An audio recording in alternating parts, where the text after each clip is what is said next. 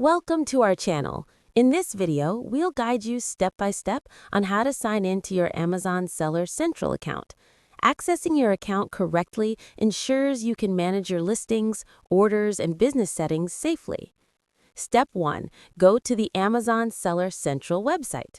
Open your browser and go to sellercentral.amazon.com.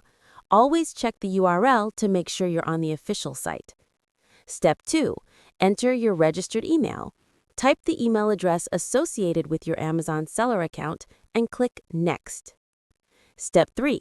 Enter your account password. Type your account password carefully. If you forgot it, click Forgot Your Password and follow the instructions to reset it. Step 4. Complete two-step verification if enabled. If you have two-step verification enabled, enter the code sent to your phone or Authenticator app to confirm your identity. Step 5.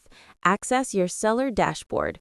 After verification, you'll be logged in and can access your Seller Central dashboard to manage orders, inventory, and reports.